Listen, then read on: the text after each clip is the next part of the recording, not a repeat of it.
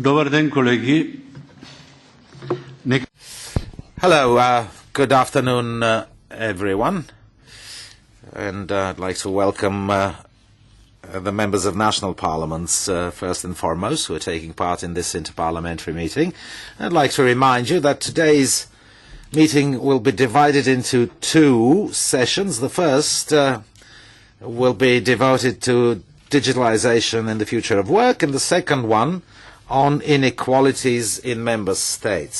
Now, before we come to the substance of this discussion, I would like to make a few housekeeping announcements. There are speaking cards for those of you who wish to take the floor. They're available here in the room, and so you should fill them out if you wish to take the floor. The white speaking cards are to be used for session 1, and the yellow speaking cards for session 2. The speaking time will generally be divided as follows. We'll have in a row 3 national parliamentarians, to be followed by 1 MEP, and then another 3 members of national parliaments, and so on. And during the debate, of course, prepare to be flexible on this. And allow me to say a few introductories on our first subject today, and that is digitalization and the future of work. Ladies and gentlemen, the future of work, or the work of the future, and it is knocking at the door. It isn't far away at all, even though there are quite a lot of details that are yet unclear. One is for sure. The digital change, the digital economy will transform the labour market. And there will be no longer room for low-skilled, repetitive jobs. They will be replaced at least partially by autonomous artificial intelligence systems. And that is why there are a lot of fears, a lot of concerns surrounding this change. According to different surveys, at least 65% of today's jobs in Europe will be affected. And secretarial jobs, unskilled labourers, mechanics, drivers, machine operators will all be replaced up to 60–80%. Between 10 and 15% of all jobs will have disappeared in a matter of a few decades.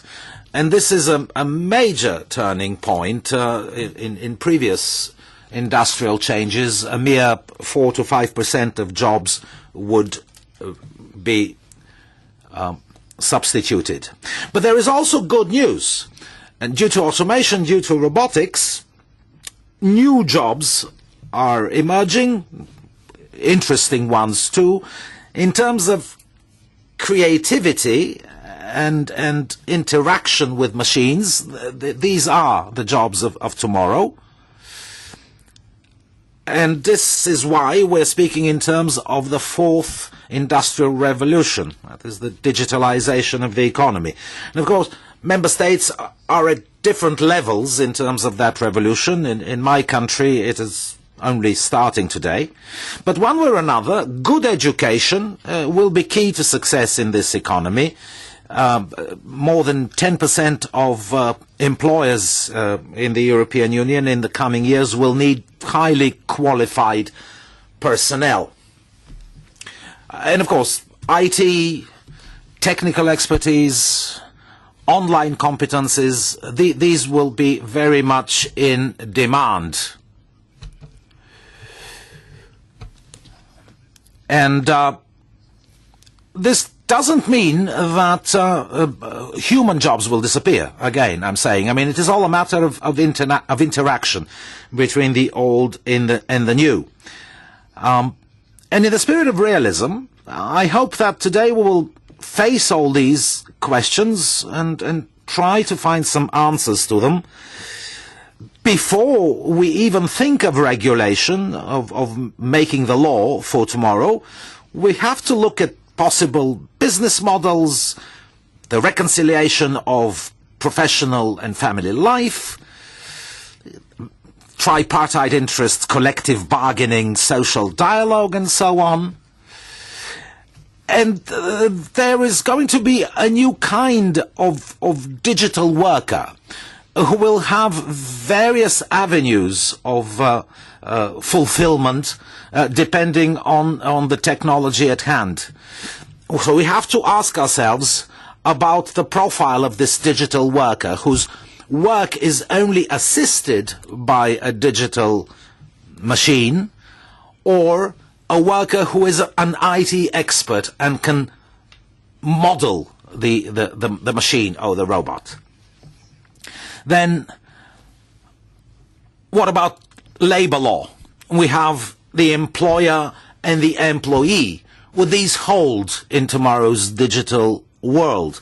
We will have to introduce new legal notions that would take account of the new work environment and again afford workers the right level of protection. And we have to be thinking of the effects of the digital economy on lawmaking itself, on how far we could regulate the working environment of tomorrow.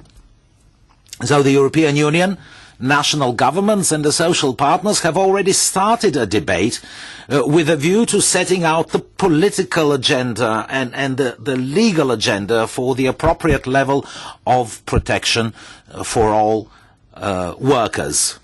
And this conference is a part of this effort. My country, as President of the Council these 6 months, organized the conference on the future of work based on the life cycle approach.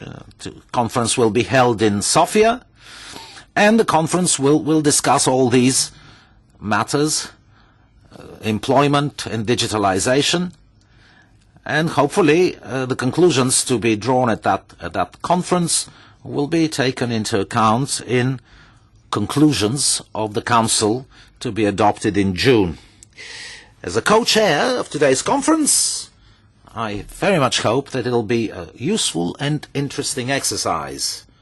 And I would now like to give the floor, if you wish it, of course, to Ms. Marita Ulvskog, Acting Chair of the European Parliament's Employment and Social Affairs Committee. You have the floor. You and dear colleagues, it's a pleasure to be here and that you are here, and to welcome you for this interparliamentary meeting on a very, very crucial subject. As in previous years, this meeting takes place in the framework of the European Parliamentary Week, which brings together parliamentarians from all over the European Union to discuss things that are of great importance for all of us and for the European project. I'm pleased to note that more than 245 parliamentarians in total will attend this week. There will be lots of seminars, lots of hearings, and to this session more than 33 parliamentarians from 22 member states will be taking part in parts of this meeting or the full meeting. So we've got a very interesting and important introduction to the subject, the digitalization. And we know that 65%, as Mr. Ademov also mentioned, of the labor market will be changed through digitalization, and perhaps even more.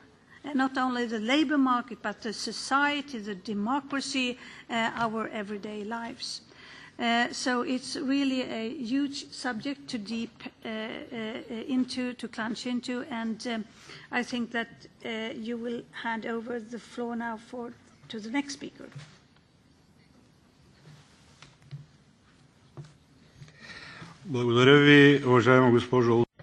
Thank you, Ms. Ulvskog, and allow me, dear colleagues, to now give the floor for an introduction to Mr. Hendrik Bogert, member of the Belgian Chamber of Representatives, and you have the floor for 8 minutes.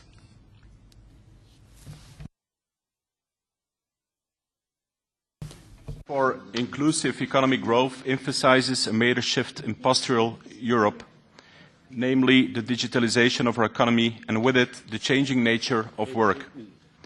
In my introduction to this multifaceted area of focus, I will particularly consider two crucial issues. One, the creation and/or loss of employment linked to digitalization. Two, training for digital skills and the opportunities and challenges within the educational context. To facilitate an evidence-based debate on the future impact of digital transformation, the World Economic Forum have conducted a detailed quantitative analysis of the various issues at stake. One of its clear findings is the fact that digitalization could possibly create up to 6 million jobs worldwide between now and 2025 in the logistics and electricity industries. Yet elsewhere, automation will displace many human beings, with estimates ranging from 200 million up to 2 billion by 2030.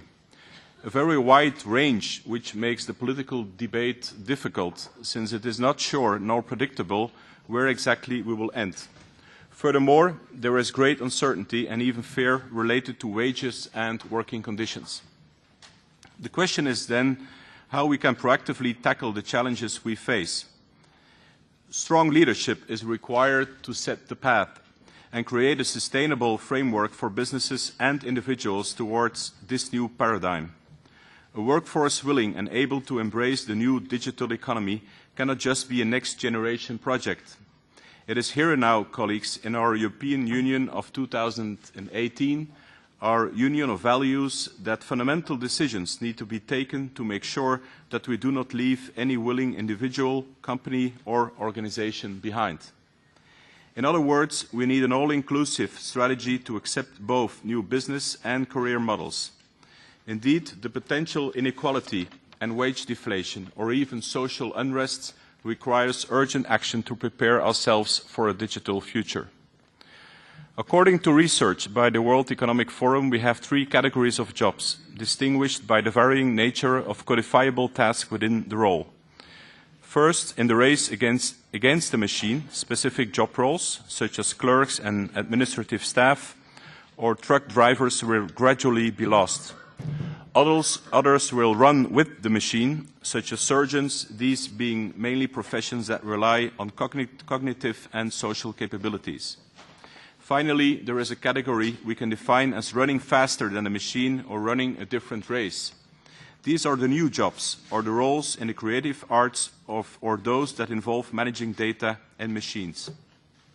Yet the impact of digitalization extends far beyond pure labor aspects. Industries will literally be transformed and the potential scope for the next decade is huge.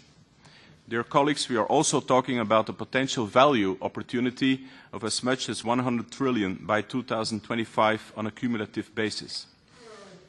All of this will not automatically be realized though, or at least not in a structured way, beneficial to society at large. Political decision makers need to address a fundamental set of questions, mainly related to what policy tools we can use to incentivize industry towards digital initiatives that deliver value to society. By lowering barriers to entry and expanding market reach for enterprises, by truly globalizing both a company's reach and operations, digitalization can indeed create real socio-economic benefits. In its analysis of the effects of digitalization on economic growth and job creation, Pricewaterhouse also concludes that creating digital markets and boosting digitalization can yield significant economic benefits and lead to substantial social benefits for societies and communities. Not to be underestimated is also the danger of pure and simple job losses. A rather big part of the answer may seem simple, education, but it will ask for great energy and perseverance from all of us. Entire groups in our society will need to be mobilized and educated if we want to encourage digital activities that benefit companies and society simultaneously. These activities will bolster productivity to an extent we have never seen before. Therefore, it is logical that a political debate will start on how to distribute the benefits of these productivity gains. In an inclusive society, it is clear that we need to take part of the gains and invest in education so that every person belonging to the inclusive society can be educated and trained so as to remain a full participant to that new society. How otherwise could we demand people to integrate, to respect norms and traditions if society is not there when people need the society the most? We also need to move beyond simply emphasizing science, technology, engineering and mathematics, the so-called STEM subjects. We must reflect upon how we can apply technology across all subjects and fields. This applies both to training the existing workforce and implementing modern techniques in our education system, in order to provide younger generations with a specific tool set and skills to succeed in the new economy. I conclude with the event of the digital economy. We must ensure and further the moral connection between citizens, states, regions and the supranational national level. In that regard, to emphasize the communitarian perspective, we must reinvest the surplus created by the gains in productivity and higher return on investments into education. With those principles in place, I strongly believe we can create a win-win situation instead of enmity between the haves and the have-nots. The momentum is now. I invite you all to participate in this debate, in this project for a new and inclusive digital economy, thereby creating opportunities and benefits for every citizen. Thank you.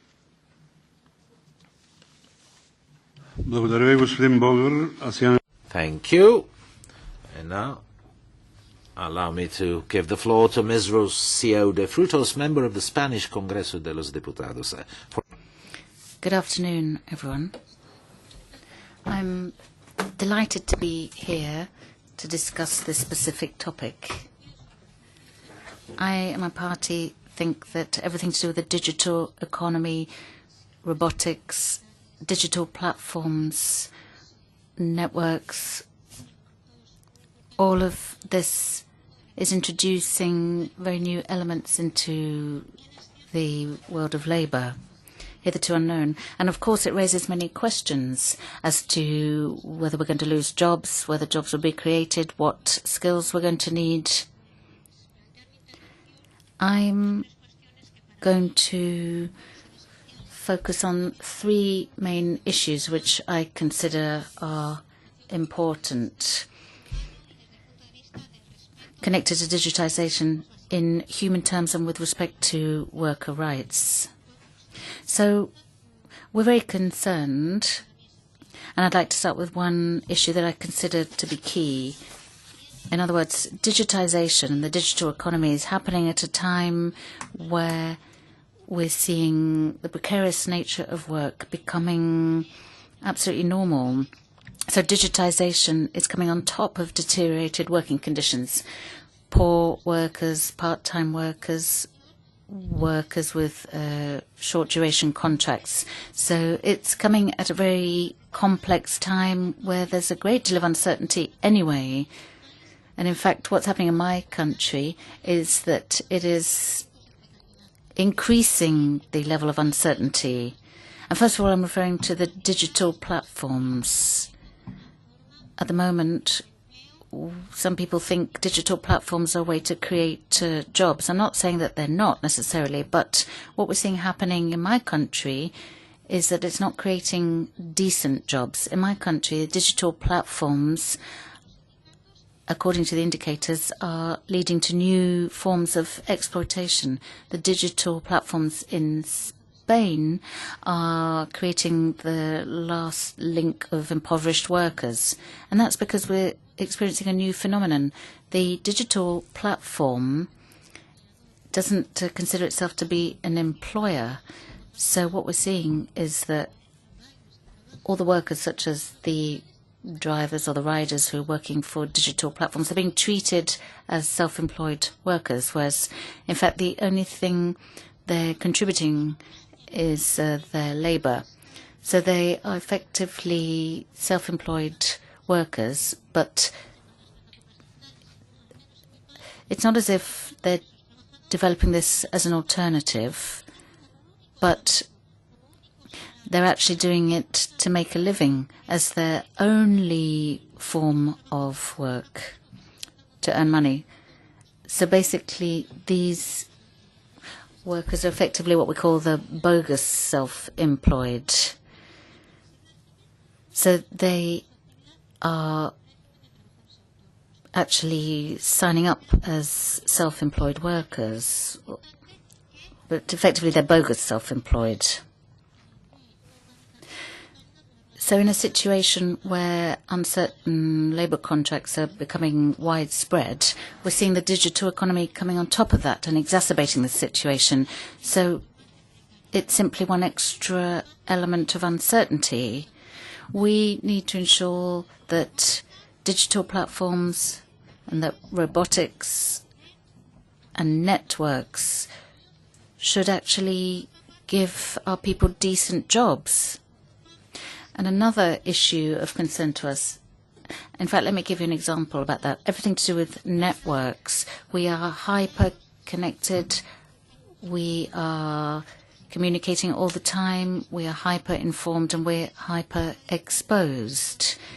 So this hyper-connection has given rise to a new form of managing human resources. And of course, it could be beneficial on the one hand. However, we have to be aware of the fact that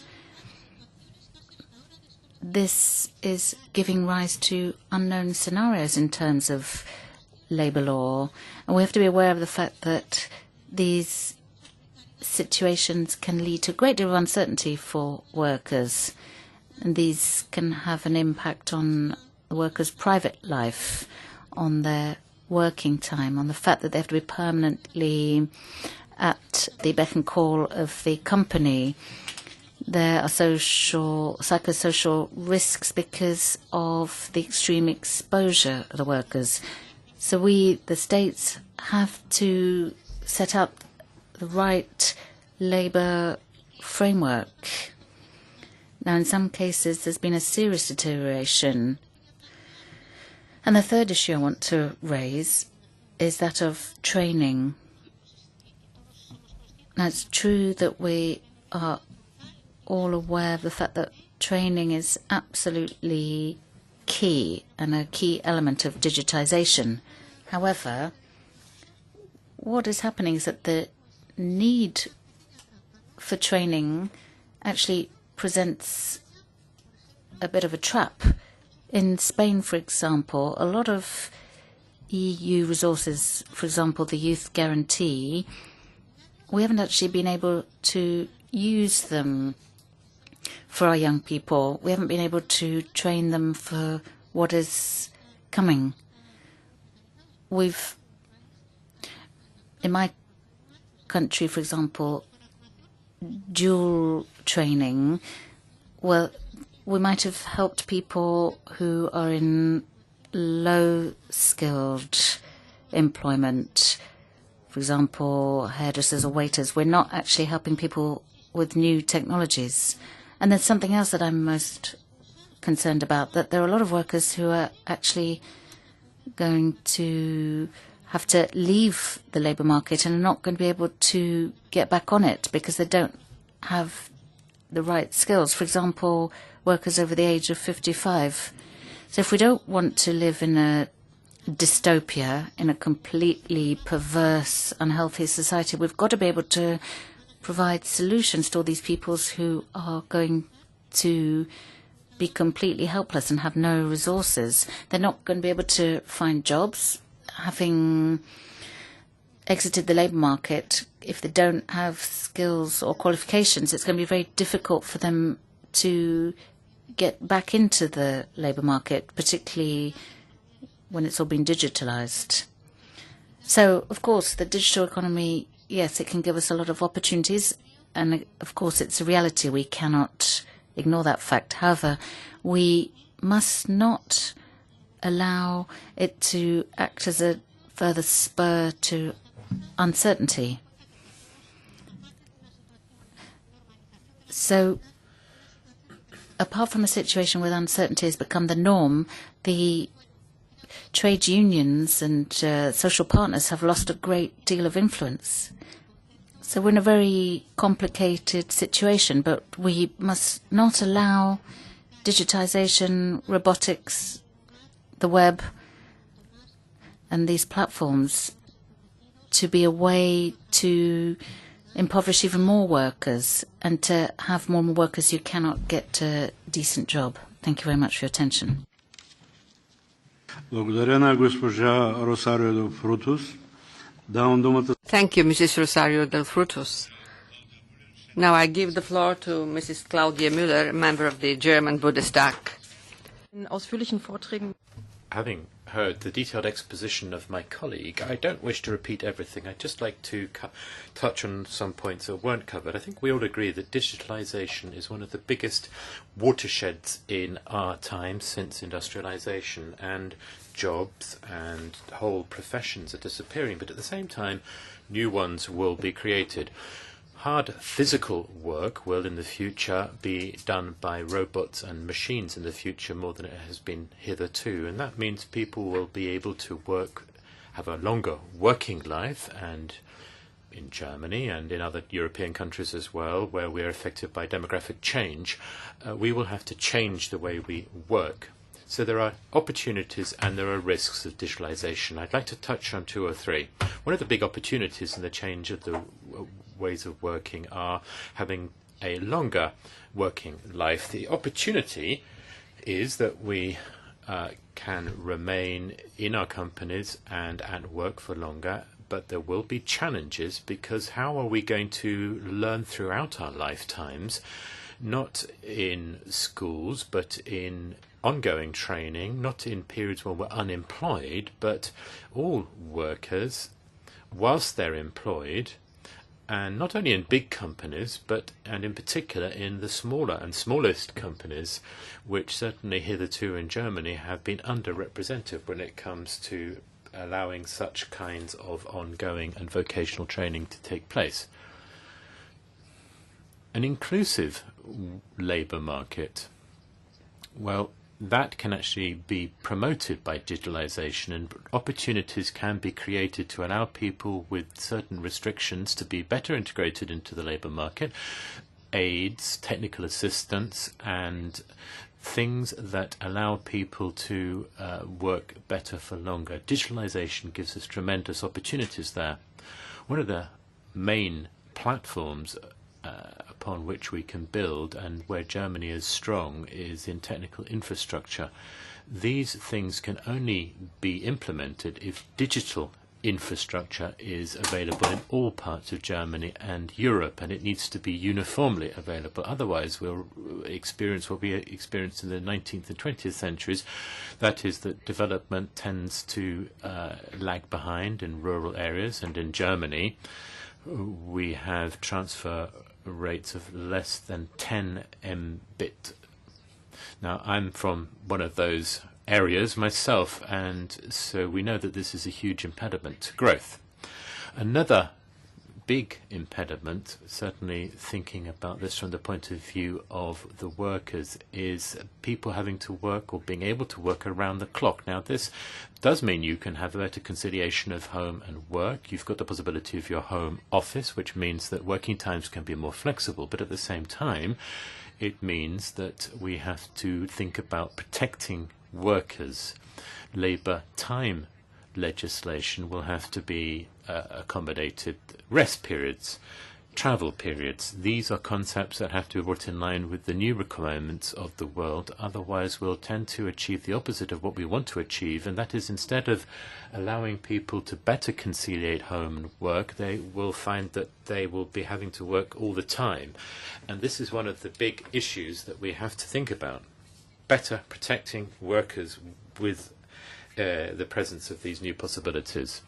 One other brief point I'd like to touch on, and this was brought up briefly already, this is the issue of self-employment. We've seen strong growth in self-employment in Germany. Otherwise, there's been a degree of stagnation. But if you look at the balance between employees and self-employed, well, these new platforms play a role. And how do we protect people from exploitation? That's a critical issue. The question, for example, of how best to regulate minimum wages, to ensure that there is protection against wage dumping by this bogus self-employment problem. That's a question that we have to look at in the context of bring it into agreement with the European legislation and the Services Directive. We've also got social protection aspects, and then there's the issue of the small and even the smallest companies. These are questions which in Germany we're grappling with. Our Labour Minister, the Minister of Employment, or the previous one at least, had submitted a 700-plus page white paper which covered a lot of these issues. But when it comes to real solutions, this is something we're going to have to work together at an EU level, not just at a national level, to bring about. Because we've got this single labour and other market, and this is why we have to work together. I'm looking forward to the discussion. Thank you, Mrs. Müller. Now, I would like, in closing, to give the floor to Mr. Georgi Gorkov, Deputy Chair of the Committee on Demographic Policy in the Republic of Bulgaria, People's Republic of Bulgaria. Thank you, Mr. Chair, a co-chair. It's a pleasure for me and an honor to be here and to discuss with you subjects that are of common concern. The future of labor and its digitalization is an important subject, because back in history the technological revolution spread out in centuries. Now things happen in decades. Now we have made our first step in the next digital revolution. Changes started decades ago with the first changes in industry. However, the technological process, digitalization, quickly took over and became a part of all economic activities. Compared to the 70s and 80s, now the same growth could be achieved by 50 or 70% less workforce that was the workforce that was needed before. Radical changes occurred in the processing industry, in manufacturing industry, in agriculture. The digital transformation of traditional industry is a fact, and the speed at which things change affect not just the world economy and policy, but the civil society and the individual as a whole. Digitalization is changing the structure of the market. New requirements are set to education and training, merging of the digital and biological world, the so-called fourth revolution, creates possibilities for new scientists and working people with new qualifications.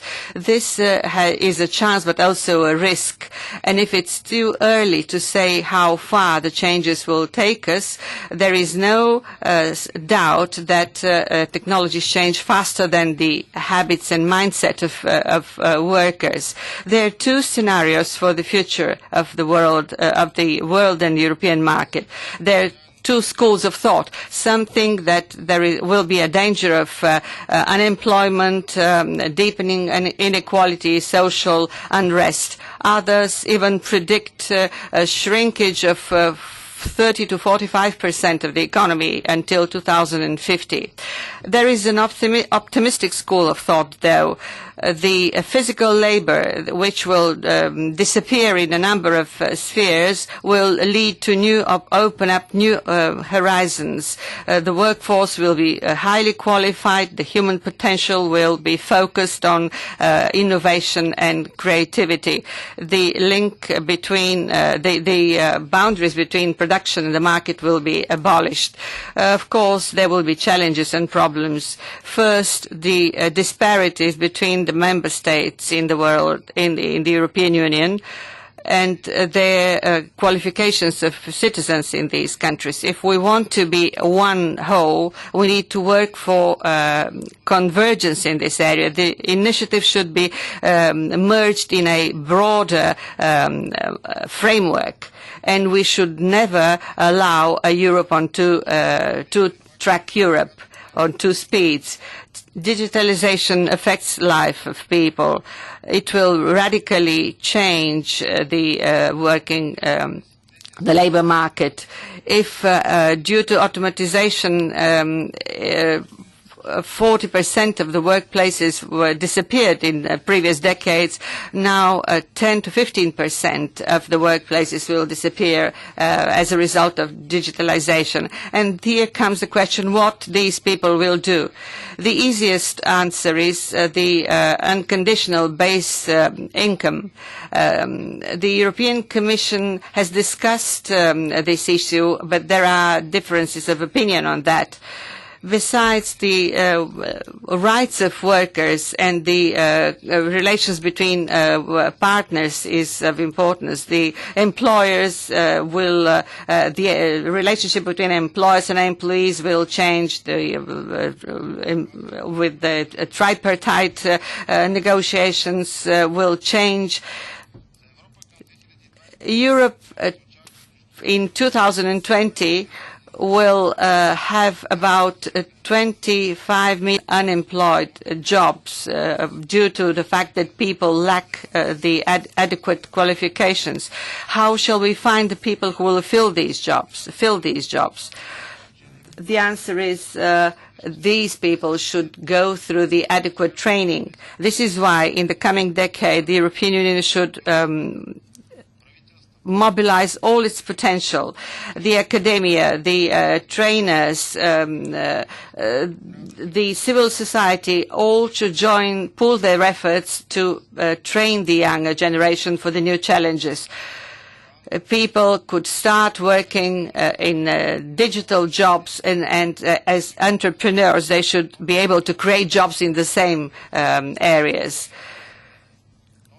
The new forms of labor and occupation, the innovative technologies and the demographic changes will entail legislative changes. We will need to change our legislation after thorough analysis. We need a framework which will provide equality, growth, and safeguarding the basic fundamental rights of workers. Innovation creates new industrial and business models. They demolish the old ones, but they change the communication and the way of behavior of people. Gradually, people change. People's lifestyle changes. They working life is longer. Bulgaria is among the member states where industry generates a relatively high share of the GDP. We have a vision and policies in respect of the fourth revolution and its effect on the labor market. The demographic crisis in the country and the health and educational needs it entails will affect all our lives. In conclusion, if we look back at history, our fears concerning the digitalization of the economy and labor are understandable. However, we might look at the bright side. Our fears may prove ill-founded in the end of the day. I'm looking forward to this discussion because, in fact, the next steps which Europe will take, as well as the national parliaments, will depend on the outcome of these discussions. Thank you, Mr. Györkov. Now let me remind you that the speaking time is limited so that a greater number of people may have a chance to speak. So 2 minutes is the time limit. After the introductory statements, I will give the floor to the first who has asked for it, Mrs. Maria Scolabotto. You have the floor. Grazie, Presidente. Io volevo dire che durante questa legislatura... Thank you very much. What I'd like to say is that during the last Italian Parliament, which is coming to an end shortly, the impact of technology on the labour market has been the subject of detailed reflection and discussion. The two branches of Parliament came together to work on a study, and we have produced a document which reflects the conclusions of that study. We've been looking at the implications for industry. We've been looking at how to develop digitalisation in all the different sectors so that we can compete at global level and so that we can help citizens and regions to cope with industrial transformation. Of course, jobs will disappear. There's no question about that. And there will be some professions which are more affected than others. Some will be able to adjust more readily, others won't. And therefore we need to have lifelong learning, we need to have training, and we need to enable our citizens to learn about the new technologies. There's a lot of awareness in Italy, I think, now, because a lot of people in the older manufacturing industries are actually aware of the implications, because they're quite sophisticated industries, especially in European terms. And it's clear that the implications are considerable and that the inequalities that could result are huge. The impact is different according to the different regions we're talking about, and we need to look at the services industry, but we also need to look at awareness raising and giving people the information they need. We've been looking at the budget for 2018, and we're proposing for a year to have a tax credit provided at company level for employees, so that the individuals can all take a technology training course, and the funding will be provided at national level. Some 250 million is being set aside for this. And of course it does depend on having regional or local or company level collective bargaining to underpin this. Thank you.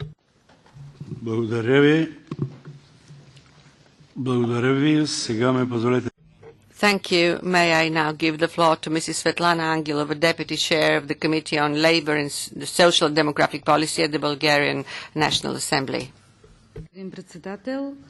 Thank you, Chair.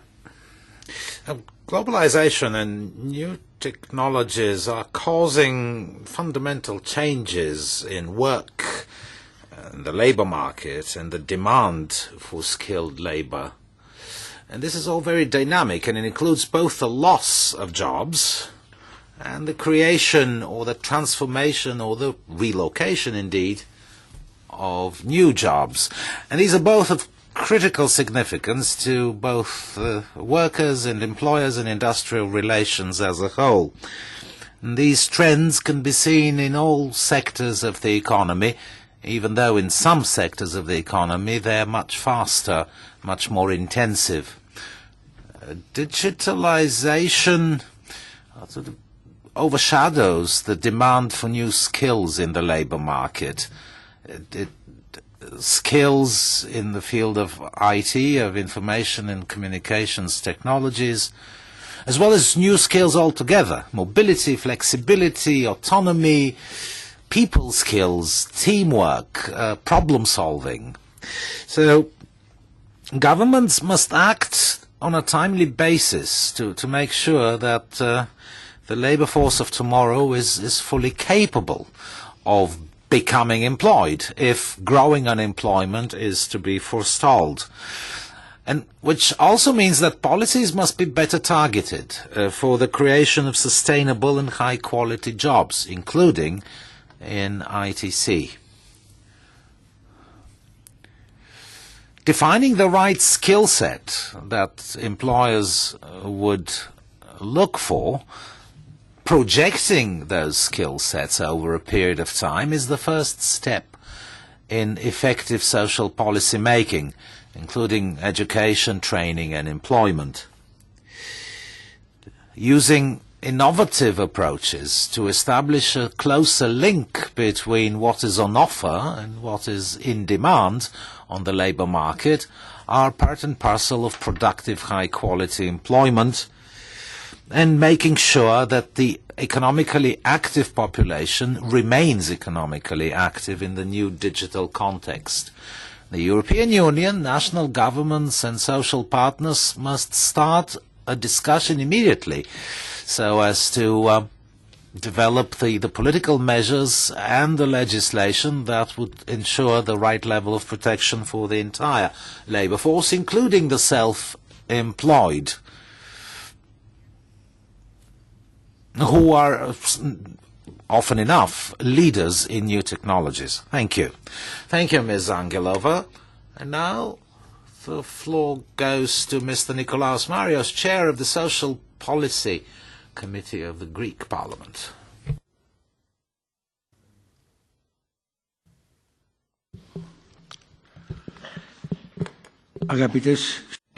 My dear colleagues, ladies and gentlemen, I'm pleased that I'm here again amongst you to discuss a very crucial topic. We have new forms of jobs. They serve practical needs for production and personal needs, and they create chances for new jobs. But on the other hand, we make let's say that we do not know whether the law is respected concerning working conditions. So the worker is not protected by workers' law, by labor law. In Greece, we have various laws for flexible jobs in order to assure the workers' rights in the new conditions in the job market. So we need laws and from the member states and the European Union that will define clearly the legal position of workers, even in the most untypical forms of work.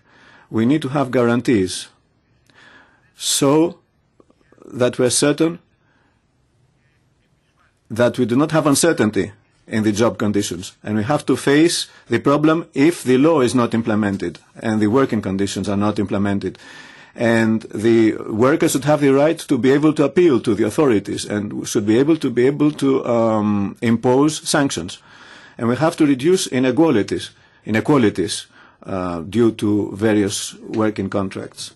It's clear that digitalization in work needs specialized knowledge, digital knowledge, and this is the highest priority for the member states and the governments of the member states. The countries have to increase the possibility of people to acquire these new knowledge and qualifications and skills. We need a mechanism to be able to see what are the needs of the labor market. In this way, we can inform with data the state, and the state can plan correctly the various policies for work.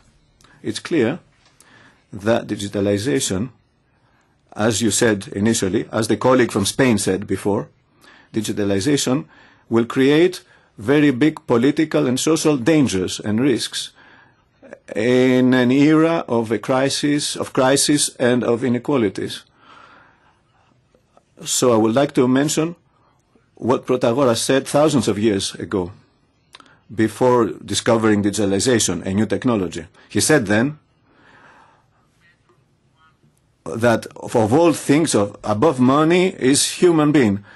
That means that above all problems that will be created by the fourth revolution, only man, only human being can resolve the problems. Thank you. Thank you, Mr. Manios.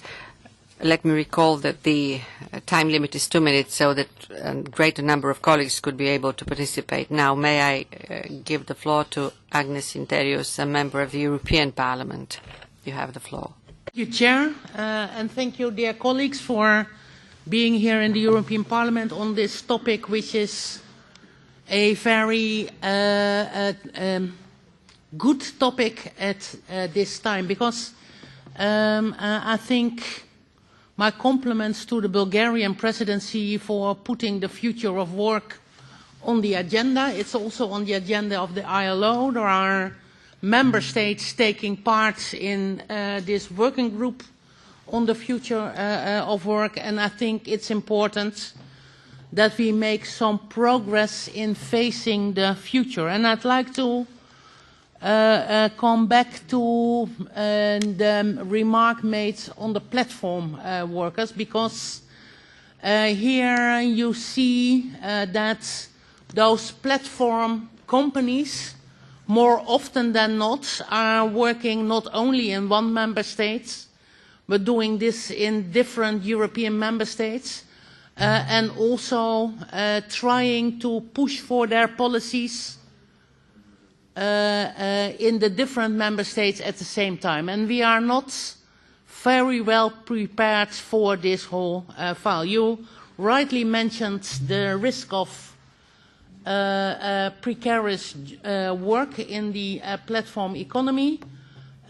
Take, for instance, the example of the Deliveroo, the biking riders, who at the same time, the 1st of February, here in Belgium, but also in the Netherlands, workers were forced to be self-employed and therefore without any protection, for instance, in case of unemployment or when they run sick through their work. And I think just because this platform is working in the different member states, it's even more important that not only you do your very important work in the different national parliaments around labor law, about social protection and is it up to date, but that we also see how we can help you from the European level. And I'd like to draw your attention to proposals on the table in the European Parliament around social protection for all and around the written statement directive, which is leading to more protection for all workers, irrespective of their contract. And the floor goes to Ms. Silvia Simfa, Social Policy Secretary of Latvia.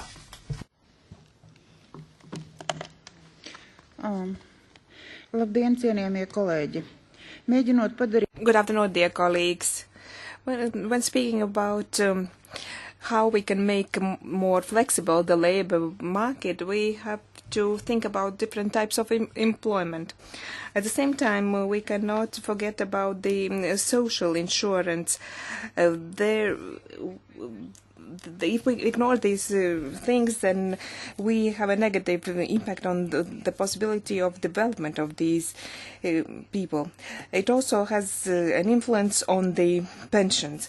When we implement labor market reforms, it is very important to simplify the labor law and to ensure that this doesn't reduce the possibilities of further development in the labor market of people.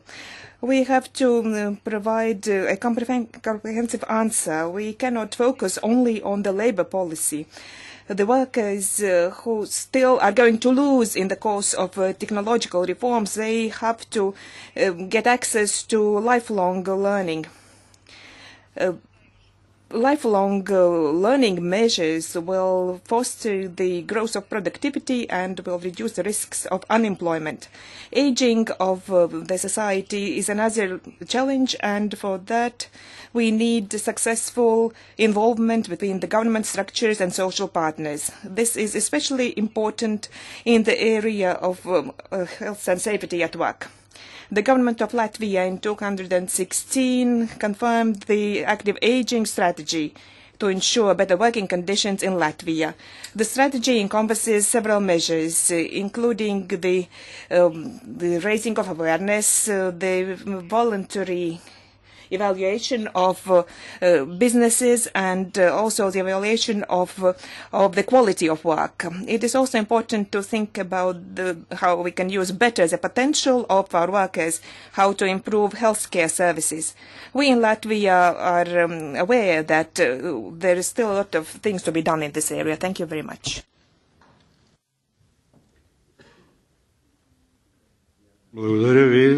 Thank you. And now the floor goes to Kalipalnik of Estonia.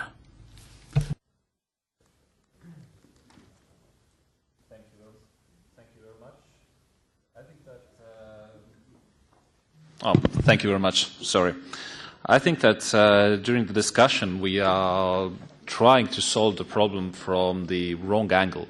First of all, if we make European Union as an environment attractive for the, let's say, digital economy itself and high-tech economy, then each job in this high-skilled and high-tech economy creates 5 additional jobs plus. So it's proven already by Enrico Moretti, and he has written even a book about it. So if we find a solution for that, then we could try to work out what could be the social umbrella and the network for the additional workers, and then we have something to talk about at all. That's for sure that a lot of jobs will be lost or reorganized. It's also, there was a study about 9 northern countries just recently published by McKinsey and Company, but there was but there is much more jobs and new jobs created. So we must not be afraid, or we can't be afraid of the digital economy as such, but we must make it the environment and the business environment attractive for them, and then we have more jobs, and then we have the social umbrella, what we are discussing about at the moment. Thank you.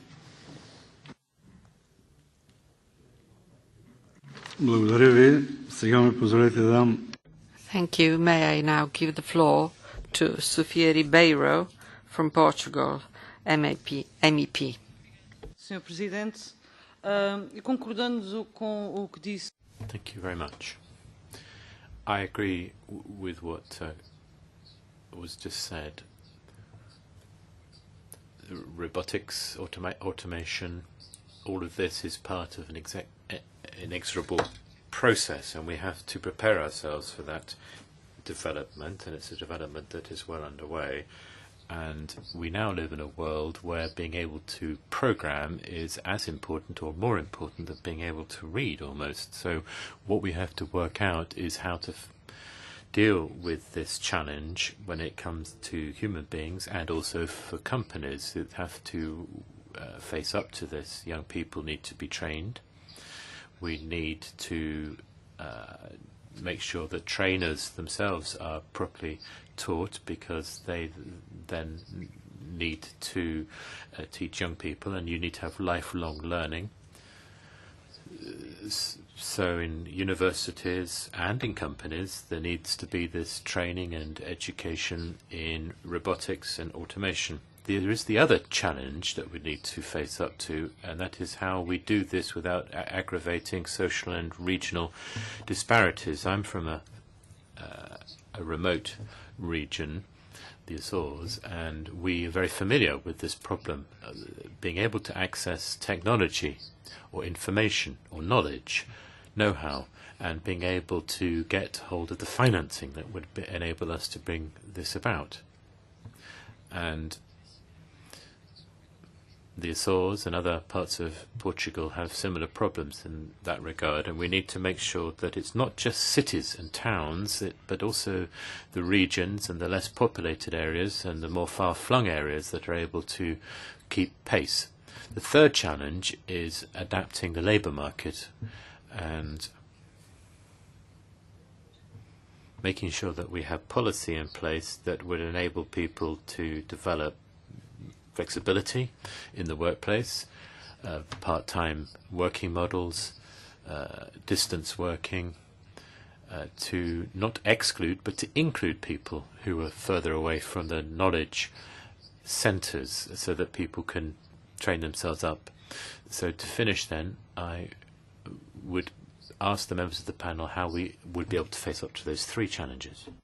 Благодаря. Сега ми позволете да дам думата на госпожа Лаура Тега от Европа. Now Mrs. Laura Dego from the European Parliament has the floor.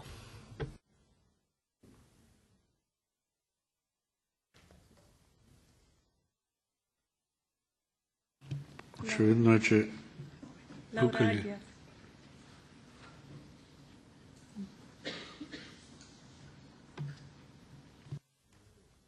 Заповядайте, госпожо Алтега. Sì, grazie. You have the floor, Miss. Thank you. I'm sorry, maybe my name was misunderstood. Thank you for having given us a presentation of the situation from your different national points of view. Now, I think that the transition from an industrial society to a post-industrial period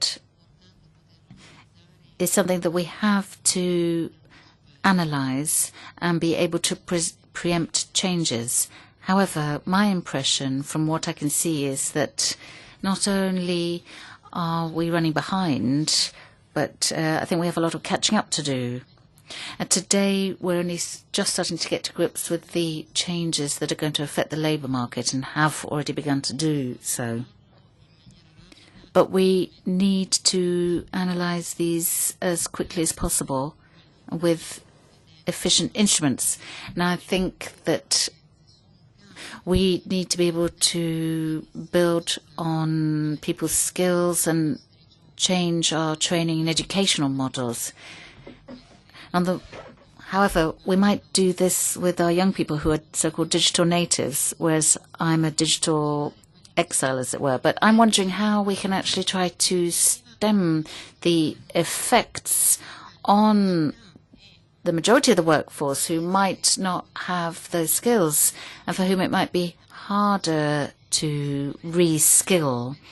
After all, the new skills are much more specific than what these older workers have had to tackle during their careers. So I think we do need to set up proper support, or for example, the universal wage or the guaranteed minimum income. That kind of instrument will be very useful to help minimize the negative impacts of Industry 4.0 and robotics. Can I remind you that last October the European Parliament adopted with a broad majority the universal citizens' income? And I think we need to introduce such an instrument to help allay the challenges that we're going to face on the labour market. Позволете ми сега да дам думата на господин Мартин Едуард, член на... Right, Mr. Martin Edward has the floor, MEP. Sur votre gauche, Monsieur le Président. Yes, Chairman, I'm on your left. Thank you very much. I'd like to thank colleagues for this debate, and I'd like to say that I've listened with interest to what a lot of people have said. I think that realism is the order of the day, though, and very often the studies don't really give us a basis for realistic management of the labour market. I think that we need to organise the labour market properly, yes, but we need to recognise that we need contacts and exchanges, and we need to have social interaction, such as one has when one goes to get coffee from the machine. These things are all absolutely vital. Digitalisation technology is not just enough. I came from the steel industry, which has become very highly technical and digitalised, and we're being told constantly what the next development was going to be, and there's been a huge amount of tension, and the impact on the human resources has been huge because a factory isn't just individual competences and skills, it's more than the sum of those parts. And I'd like to say to some of the speakers today that it's not true that the robots will only be doing the bad work. The subcontractors, the people, will still be doing the least quality jobs, the lowest quality job, and doing jobs which are really taking a severe toll on them. Therefore, it's certainly the case that there will be jobs going, and some will be going in greater numbers in certain places than others. But it's not easy for us to manage this, and sometimes it's not even desirable for us to intervene too much. It's not possible for everybody to be trained in IT. We can't all be doing that. What about other people? What about other skills? And I think that there's a great danger of fragmentation of society as a whole, and we'll be living in parallel universes at our place of work. I also think that in some places we're going to see industry and employment just disappearing. So we need to ensure that we don't get the cart before the horse here. Digitalisation sure has a role to play, but we need to have the human dimension at the forefront of our thinking. Thank you. And lastly, Mr. Schuster, MEP.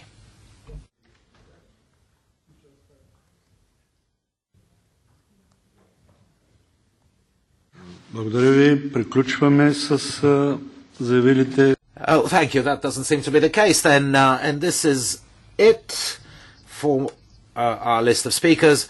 It is obvious that this discussion on digitalization and how it would affect the labour market, the skills, the rights and duties of the parties involved is very profound, and it is only starting now, and we must all rise up to the challenge and assume full responsibility. Allow me now to invite my co-chair to introduce our next session. Thank you. Then we proceed to the second session, and we call it Inequalities in Member States.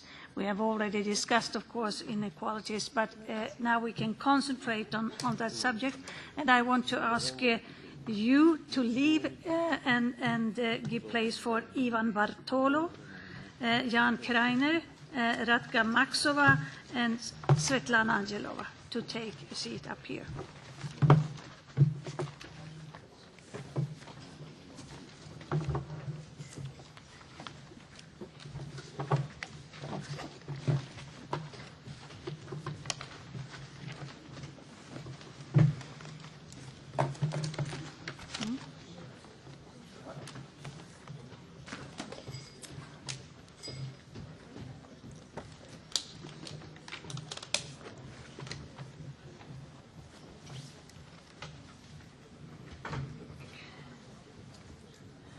Thank you to the first panel and welcome to the second panel. We are missing, yes, and now you have to go around here. Nice to meet you. Nice to meet you. Nice to meet you. Inequalities in member states. Yes, we have discussed that during the first part of the first session. Now, perhaps we will plunge even deeper into that subject, and I'll give the floor to Ivan Bartolo, a member of the Maltese Parliament, for an introduction. Thank you. The floor is yours. Thank you, Madam Chair.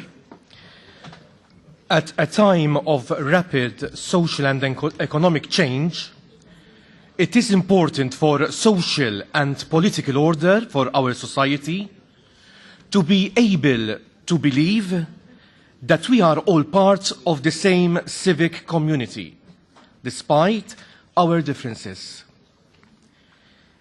Inequalities are likely to be self-reinforcing. When parents have low attainment levels at school, ill health, and low incomes, and the family lives in poor equality housing, their children are likely to have worse attendance records and results, be less well-nourished and less healthy than their better-off peers. The effect of the economic crisis of 2008 is still being felt across a number of EU member states. Whilst agreeing that economic and social change is important, it is our responsibility to help sectors of our society that fall behind or find it hard to adapt to ongoing technological and economic changes. In 2016, in Malta, according to the National Statistics Office, 70,000 persons were at risk of poverty. In 2016, in Malta, 24% of children were at risk. On the whole, across several EU member states, this decreased. However, at 26.4% in 2016, this is still too high. Economic growth in the EU has gained momentum, with growth at a 10-year high in 2017. Employment is also growing, even though at a moderate pace. The employment structure of the EU has evolved since the crisis and over the course of subsequent recovery. In 2016, employment reached a level comparable to the 2008 pre-crisis situation. However, the underlying structure has changed substantially in some cases in its composition, characteristics, and in the quality of jobs. Employment growth was concentrated in service-oriented and knowledge-intensive sectors. New jobs were created notably in the professional, scientific, and information and communication sectors. The sector with the biggest share of employment is wholesale, trade, transport, accommodation, and food. But employment growth, there has been modest. In Malta, employment is growing across the board, particularly in construction and transportation and tourism-related services, including the rental sector. However, recently, 1 or 2 gaming companies announced layoffs. In Malta, though the rate of women in employment has increased significantly since 2004, the gender employment gap between men and women is still the largest in the EU. The participation of employees in the 55 to 64-year-old age bracket in training activities in Malta has also increased slowly, though Malta is still in need of improvement in this area. Malta has seen the second highest increase in social protection expenditure between 2012 and 2014. However, the Gini coefficient on income inequality registered an increase in Malta in 2015.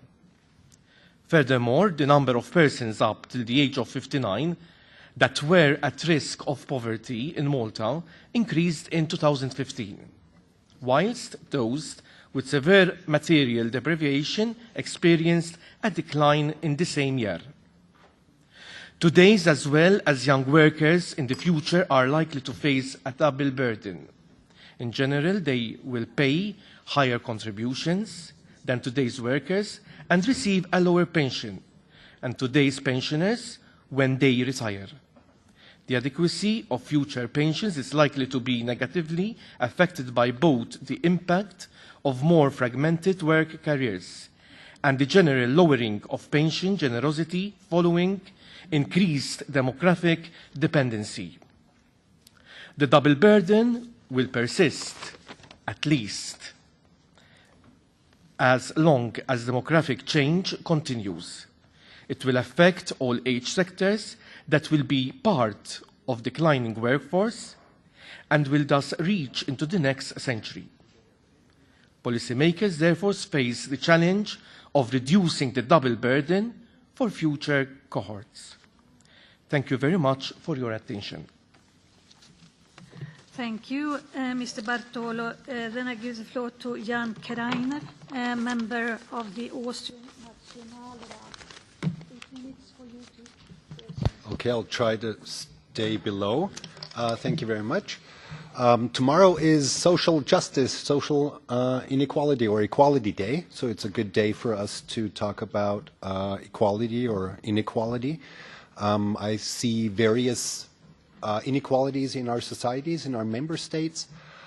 Inequality of opportunities, for example, education, inequalities of income distribution, inequalities of wealth distribution, something that has risen very highly in the last years and are also on a high, very high standard globally for the last 100 years.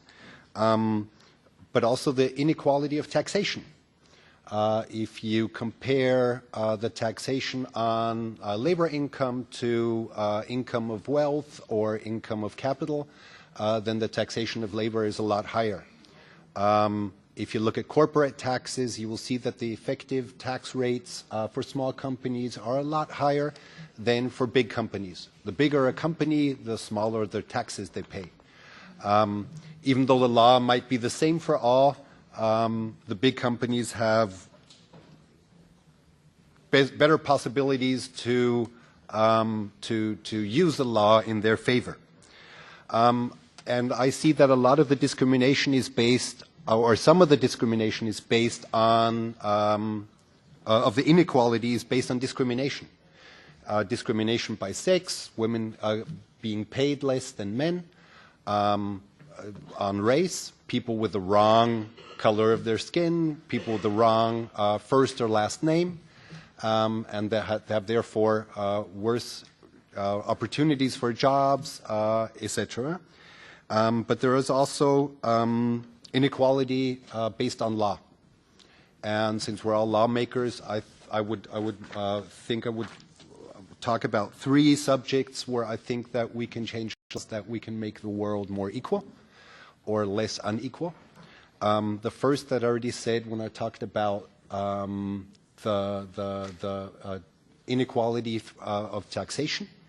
If we look at the gross national income, that's like the pie or the cake that is baked every year by everybody in our societies, in our countries, then somewhere between 50 and 70%, usually around 60, and it's very similar from country to country. In the European Union, about 60% is for labor income. That's about 60% of the cake the people that go to work get.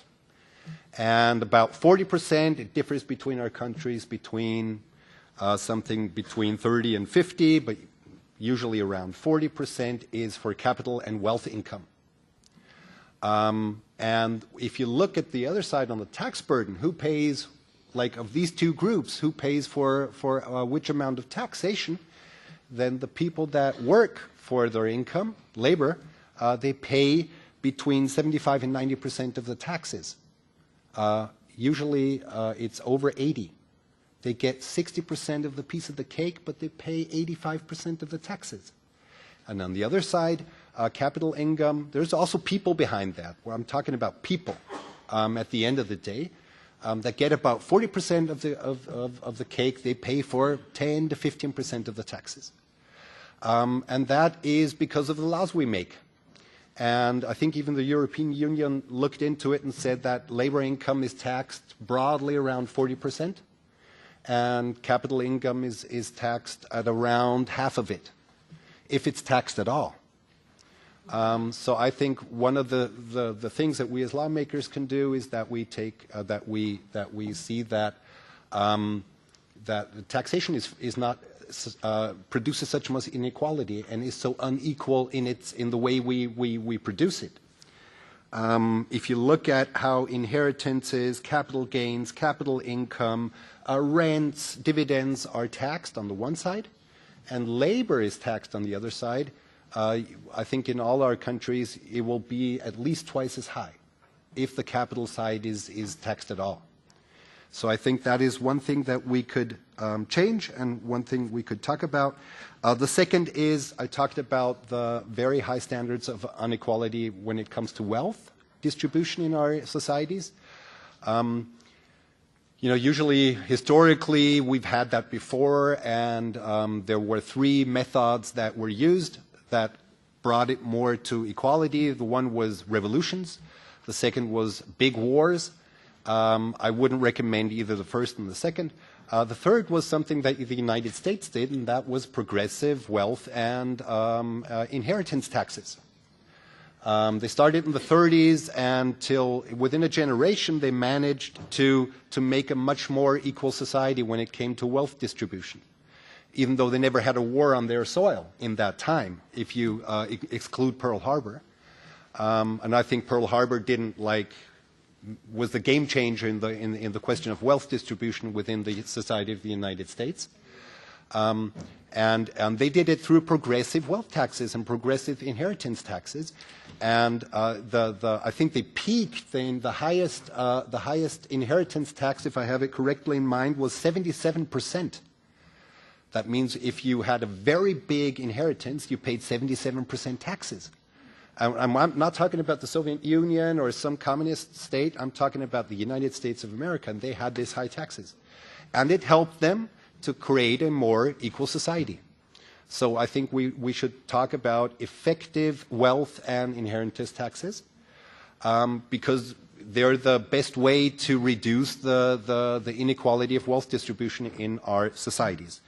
The third thing I wanted to talk about is the inequality of who has a job and who doesn't have a job. We're talking about like the fourth industrial revolution after the invention of the steam machine, the electrification and the automation, now the digitalization. And what always happened was a reduction of working hours. There used to be 80, cut down to 60. Then in the 60s, they were cut down to 48 hours, in the 70s to 40. And there has been a little reduction now, at least in highly industrialized cities, to 35 or 38 and a half and something like that. But why were we not talking about reducing the working hours?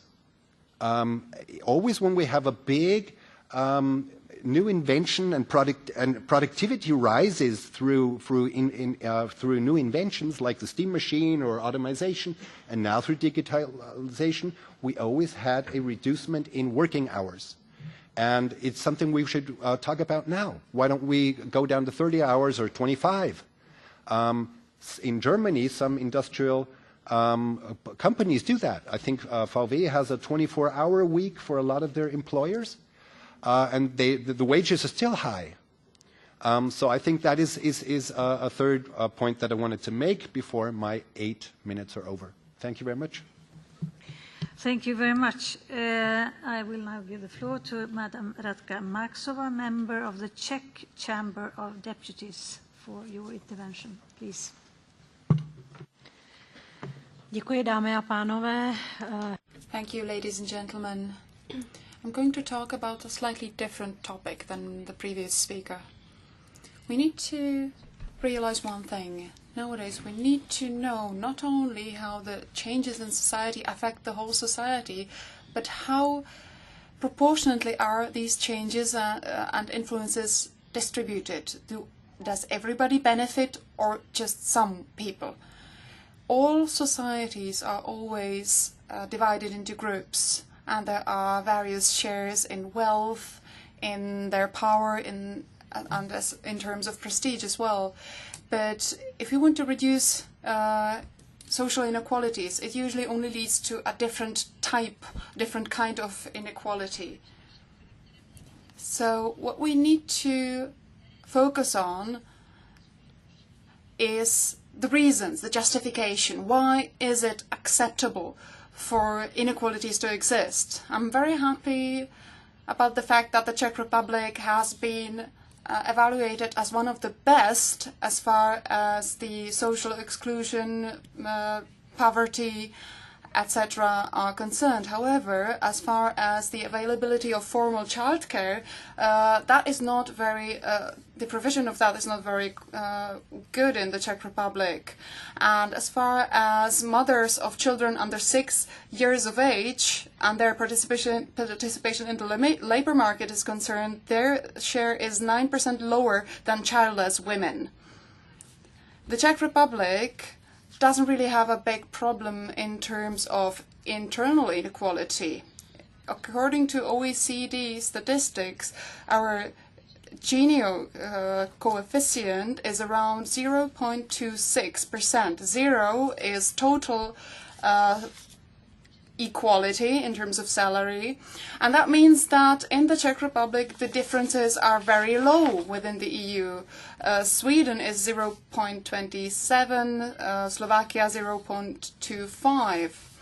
And as far as equal opportunities and social inclusions are concerned, one of the biggest issues in the Czech Republic is the existence of excluded regions and areas, and that goes hand in hand with a very low chance to participate in the labor market, to have good education, and also participate in the political and social life. And for that reason, we have a new strategy for 2014 to 2020. In terms of poverty, the Czech Republic has very good results.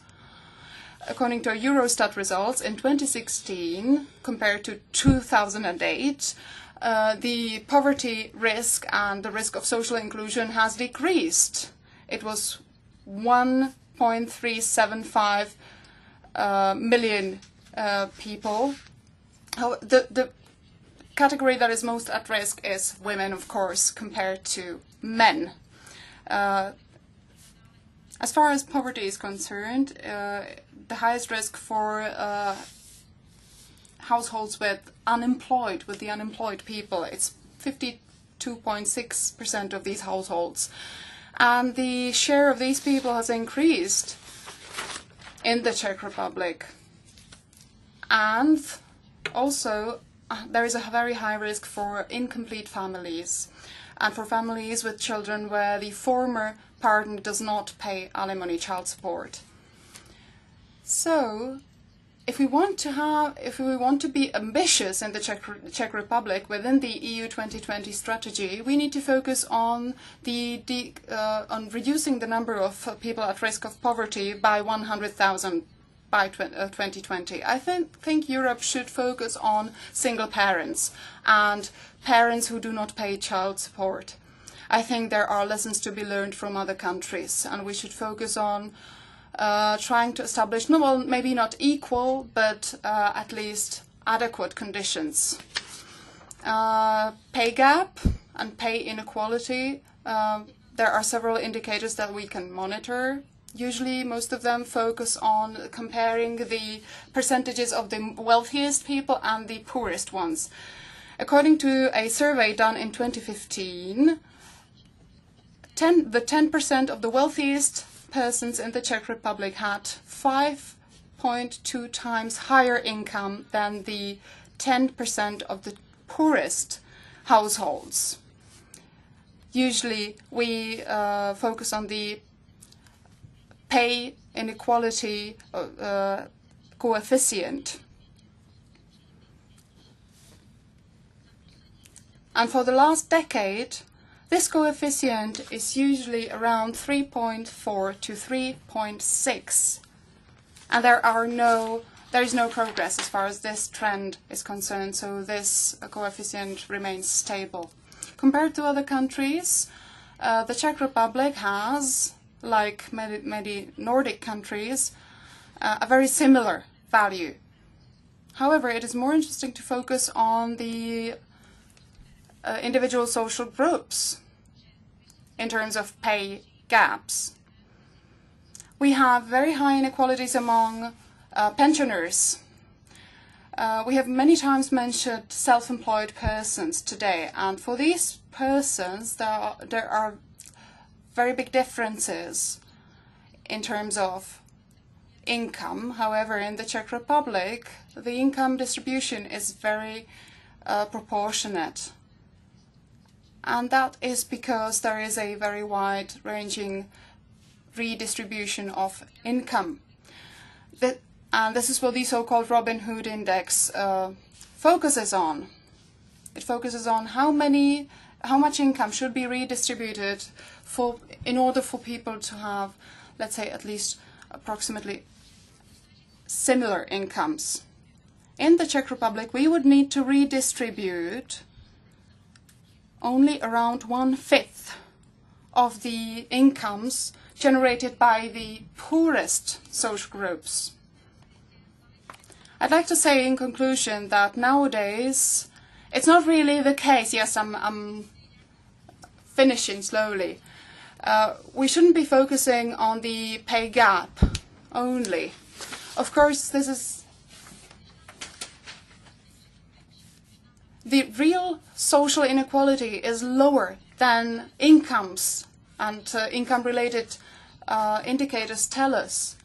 Before, income doesn't really have a large influence on our living standards. Because, of course, there is a big difference between having one car and no cars. However, the difference between having one car and two cars is far, far lower. Thank you. Thank you very much, and sorry for rushing you, but you will also attend a dinner soon, so that is why I'm rushing you. Yes, the last words from Madam Svetlana Angelova. The floor is yours. You are, perhaps I should present you also as Deputy Chair of the Committee on Labour, Social and Demographic Policy of the Bulgarian National Assembly. Please, the floor is yours. Thank you, Madam Chair. Ladies and gentlemen. Inequalities in the member states of the European Union are a matter of key importance that is coming increasingly to the fore as a subject for discussion. In the last few years, new job creation has been on the rise and unemployment with it. Gross disposable income of households per capita has also been growing in a number of member states. And the main indicators of the labour market have been improving. The unemployment rate is on the decrease. Unemployment among the young, youth unemployment that is, and long-term unemployment are also on the decrease, even though at a slower rate. And even though all member states are showing some improvement, there are also very important differences among them. In a number of the member states, employment levels cannot be restored back to the pre-crisis levels so that the targets of the Europe 2020 agenda could be attained. And there is still a lot of youth unemployment, long-term unemployment, high level of poverty, and all this requires to take decisive measures to address these challenges. Measures for the development of the human capital and for the creation of more employment opportunities are of considerable importance so that challenges become opportunities for all. And an important step in this direction is greater convergence in employment and social policy areas within the European social rights pillar. Now, the existing differences among member states, well, in terms of employment performance and other social policy indicators, are the result not so much of any significant shortfalls of policy or practice, whether at the European or the national level, but rather they are the result of different economic realities, budget capabilities and institutional makeups of the different member states. These are national specificities, and together with the national competences, they should be reflected in the European social pillar, as well as in future policy initiatives within that pillar. Bringing together different policy areas and the provision of integrated services should also be focused on with a view to fast and effective access to employment. The last few years have seen growing inequalities in income, both in the advanced European economies and in the developing world, even in countries where the gap between the rich and the poor has traditionally been very narrow. We're now seeing the widening of this gap. And the policies that could have an immediate bearing on this gap, on closing the gap, must of necessity be based on setting objectively defined minimum levels of pay, without affecting positive incentives to seek employment, of course, but also being instrumental in overcoming widespread poverty or the phenomenon of the so-called working poor. With the proclamation of the social pillar in November last year, all parties concerned at the European and the national levels have made a commitment to work toward these noble ends. And the main responsibility lies on the member states, on their governments and the social partners. Thank you. Thank you very much. Now we have a couple of yellow questioners, and you can only get 1 minute, and the answer must also be very sharp and concentrated. We don't want you to leave Brussels without having eaten here. So I give the floor for 1 minute to Mr. Paavo Arhinmäki, who is a Finnish member of the European Parliament. The floor is yours. Hyvät ystävät, on tärkeää puhua, kun yhdessä tapaamme niin eurooppalaisen tason ratkaisuista ja kun mietimme köyhyyttä. It's nice that we're meeting at this European level to discuss issues relating to eradicating inequality, which is very important in all member states, and this is something we have to tackle together. What is it that the European Union can do to make sure that we don't see a fragmentation of our social arrangements?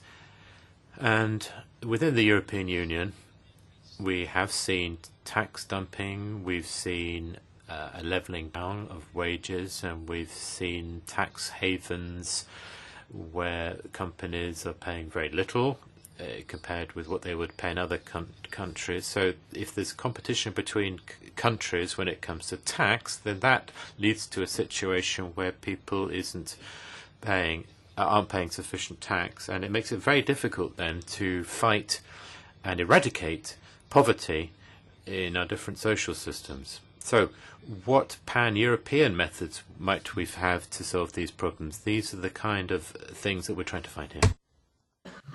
Thank you. Next speaker is Silvia Simfa, who is Secretary of the Social Committee, and she's from Latvia. The floor is yours.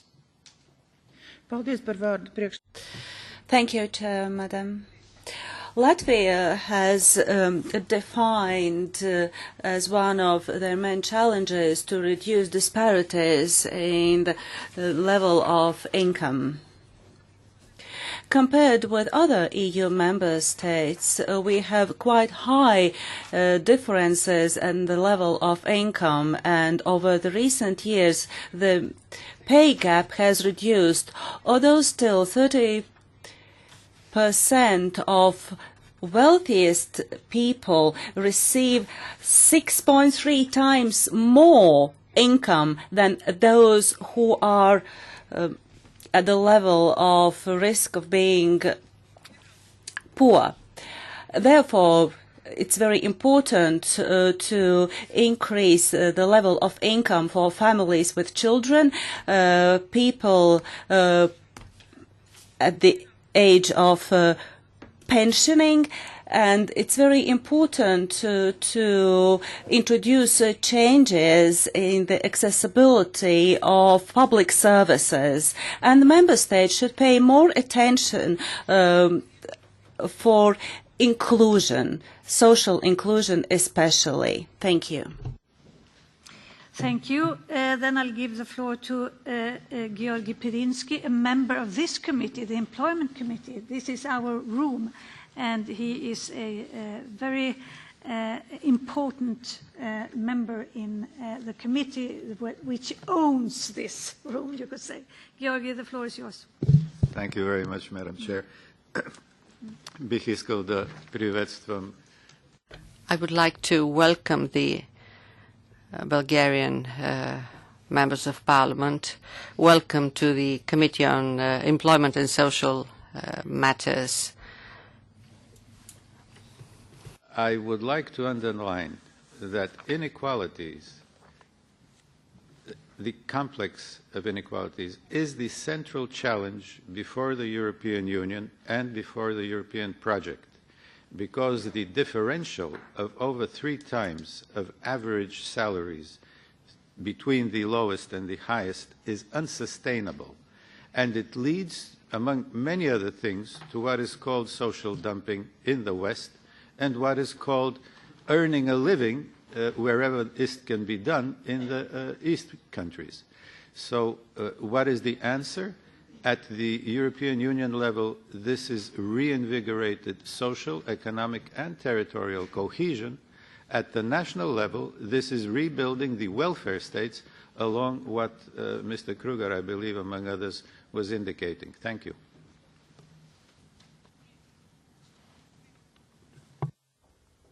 Thank you. Then I'll give the floor to Nikolaos Ananios, who is chairing the Committee on Social Affairs in the Hellenic, the Greek Parliament. The floor is yours.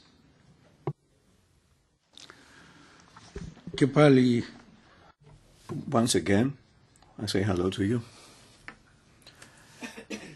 Concerning the inequalities in member states, it's commonly accepted that economic inequalities were increased during the crisis period, and they undermined economic growth, and they hit the mid and lower income households. And this situation increased the social problems. In order to face these inequalities, we need policies aiming at a reduction of inequalities within the member states and among member states. It is obvious now that if the European Union does not find answers, convincing answers, to the necessity of a policy of reducing inequalities, then I think that we will not have a future as a European community. Thank you. Thank you. And the last speaker, Rocio de Frutos from Madeira. The floor is yours. Buenas tardes nuevamente. Creo que el tema de la Good afternoon. I think the issue of inequality is essential. Now in Spain, at any rate, there's now a new concept of the worker, and that's the poor worker. In other words, someone who works cannot make it to the end of the month. This poverty is even worse for the young. In fact, where the pay is 50% less than a normal worker. Same for a woman who earns much more than 23% less than average wage. So these workers aren't earning any money and they're not contributing either. This kind of world of work is not dignified. It's not fair. It doesn't allow workers then to get a dignified wage, even though they're working for 8 hours. If you look at the reforms that are taking place in my country in the labour market, often they've been instigated by the EU, but it's led to complete unsustainability for the working class. Okay, thank you. Laura Agia, did you want to have? No. We proceed. Thank you for that, Laura. You have been discussing now inequalities, and you have spoken about age, education, gender, social background. I've lost some, I'm sure. We'll give 1 minute each to those sitting here to react on this last interventions. So starting with Mr. Bartolo, 1 minute. First of all, thanks for understanding our message. Hopefully, this seminar, this European Parliament Week, will remain in people who are suffering from the poor. Thanks a lot. Thank you. Jan Kreiner. Yeah, just wanted to comment on what the colleague from Finland, I think, said about tax competition. Yes, it's terrible. It leads to the people that other people have to pay more taxes or have less services from the state. And I think what we should do is not compete with one another. We should cooperate. States should cooperate and not compete, because the end of competition is always war. So I very much endorse what you said to that. And the second thing I wanted to say is in half a year, I would like to see you all in Vienna. Thank you. Madam Maxova. Děkuji za slovo. Thank you. I'm glad that we are all willing to tackle poverty, because in individual member states we can see poverty, we can witness poverty. There is also unequal access to education. But we need to understand that in 6 months in Vienna we need to tackle also problems with access to housing and to healthcare. And I think that we should also tackle these issues at the European level, maybe more than the wage gaps. If you want. Madam Angelova, do you want to say something? 1 minute. Да, ще бъда съвсем кратка. Yes, I will be very brief indeed. I'm very happy with the way the discussion proceeded today. I fully agree with all the colleagues who took the floor, and I believe that each one of us will take an important and useful message back home. Thank you. Very much. You have been very concrete, and you have been very sharp, and that made it possible for us to well, we almost managed to keep the timetable. We have 4 minutes left, and I want to inform you that there will be someone who will take care of you and lead you to the House of History, where you will have a dinner starting in 4 minutes, 3 minutes, and